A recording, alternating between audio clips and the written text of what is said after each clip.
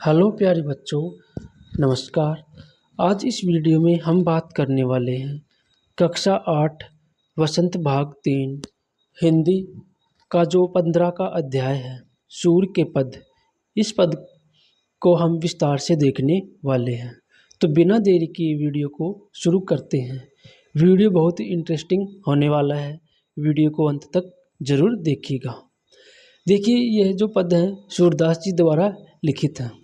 इन पदों में सूरदास जी का जो श्री कृष्ण के लिए वाक्य है वो बताया गया है। सूरदास जी भक्ति काल की कृष्ण भक्ति शाखा के सर्वश्रेष्ठ कवि माने जाते हैं। उनकी अधिकतर रचनाएं भक्ति पर आधारित हैं। यहाँ कवि ने वात्सल्य रस की सुंदर अभिव्यक्ति की है।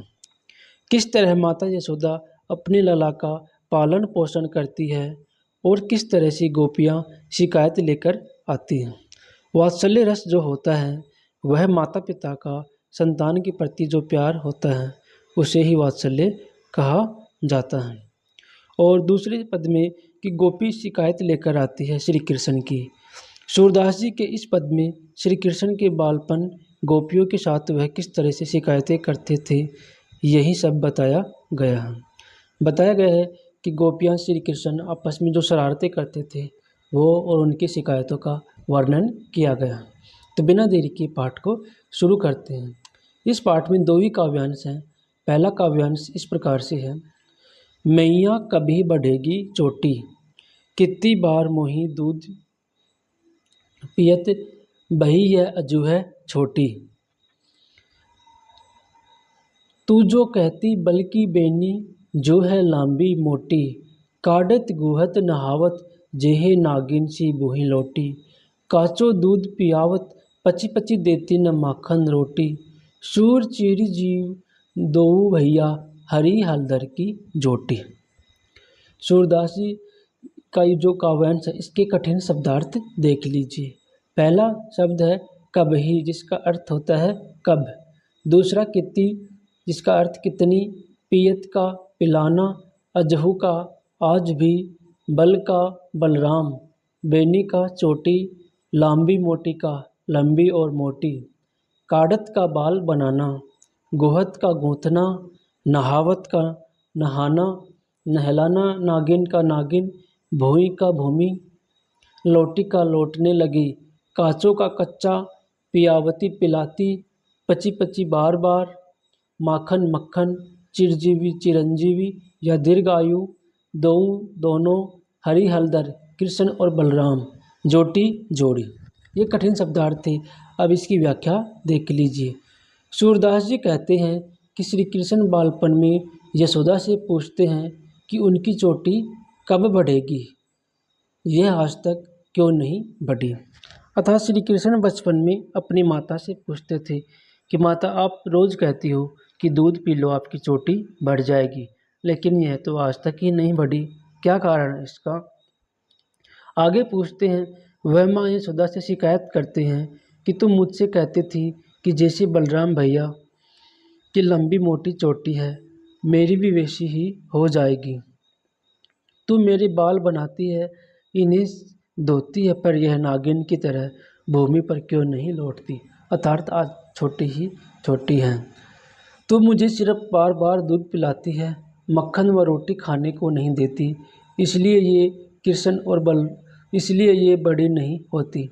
सूरदास जी कहते हैं कि ऐसी सुंदर लीला दिखाने वाले दोनों भैया कृष्ण और बलराम की जोड़ी बनी रहे। तो बाल सुलभ श्री कृष्ण की लीलाओं का वर्णन किया गया है कि किस प्रकार से एक बालक की तरह कृष्ण अपनी माता से कहते हैं कि उनकी चोटी क्यों नहीं बढ़ रही। आखिर वह रोज़ दूध पीते हैं, इसी कारण उनकी चोटी नहीं बढ़ रही। ये था पहला काव्यांश। अगर आपको अच्छा लग रहा हो तो चैनल को सब्सक्राइब कर लीजिए, वीडियो को लाइक कर दीजिए। देखते हैं दूसरा काव्यांश में आगे बढ़ते हैं। तेरो लाल मेरो माखन खायो, दोपहर दिवस जानी घर सुनो, ढूंढी ढंढोरी आप ही आयो, खोली किवाड़ बैठी मंदिर में, दूध दही सब सखी ने खवायो, उक खल चढ़ी छी कहीं को लीनो अनभावन भूमि में ढरकायो। दिन प्रति हानि होती गोरस की, यह ढोटो कोने ढंग लायो। सूर श्याम को हटके न राखे, तेहि पूत अनोखो जायो। ये दूसरा काव्यांश था। इसके शब्दार्थ देख लीजिए। लाल का अर्थ बेटा, माखन का मक्खन, दोपहर का दोपहर, ढूंढी का खोजकर, आप ही अपने आप, किवारी दरवाजा, पैठी घुसकर, सखनी दोस्त मित्र, ओखल ओखली, चढ़ी चढ़ना, सीके छिक्का। अनभावत जो अच्छा नहीं लगे, भोई भूमि, ढरकायो गिरना, हानि नुकसान, होती गोरस गाय के बने पदार्थ, ढोटा लड़का, हटकी हटाकर, पूत पुत्र, अनोखो अनोखा। ये शब्दार्थ थे। प्रसंग देख लीजिए। यह पद हमारी हिंदी की पाठ्य पुस्तक वसंत भाग 3 में सूरदास जी द्वारा रचित सूरदास के पद से अवतरित है। इसमें सूरदास जी ने श्री कृष्ण की गोपियों के साथ शरारतों का वर्णन किया है कि किस प्रकार से गोपियाँ कृष्ण की शरारतों की शिकायतें लेकर उनकी माँ के पास आती हैं। व्याख्या। सूरदास जी कहते हैं कि गोपियाँ सदा ही कृष्ण की शिकायत यशोदा माता से करती रहती हैं। एक गोपी यशोदा जी से कहती है कि आपका लाल मेरा मक्खन खा जाता है। दोपहर के समय जब उसका घर खाली होता है तो कृष्ण स्वयं ही ढूंढकर घर आ जाते हैं, अर्थात बिना पूछे मेरे घर के अंदर घुस आते हैं और साथ में अपने सखाओं को भी ले आते हैं। आगे गोपी कहती है कि वह हमारे मंदिर या घर के दरवाजे खोलकर उसमें घुस जाते हैं तथा अपने मित्रों को दही मक्खन खिला देती हैं, जो ओखली पर चढ़कर छिक्के तक पहुंच जाते हैं तथा मक्खन खा लेते हैं और बहुत सारा मक्खन भूमि पर गिरा देते हैं, अर्थात जब उन्हें अच्छा नहीं लगता तो उसे बिखेर भी देते हैं। आपका यह बेटा कैसा है जो हमें रोज सताता रहता है, हमारे दूध दही का नुकसान कर देता है। सूरदास जी कहते हैं कि फिर भी वह अपने से अलग नहीं करा जा सकता। यशोदा, तुमने सबसे अनोखे बेटे को जन्म दिया है कि तुम्हारा बेटा इतना अच्छा है कि हमारा नुकसान कर देता है, फिर भी हम उनसे दूर नहीं रहना चाहते। ये दो पद थे सूरदास के पद से जो हमने अच्छे से समझाने का प्रयास किया है।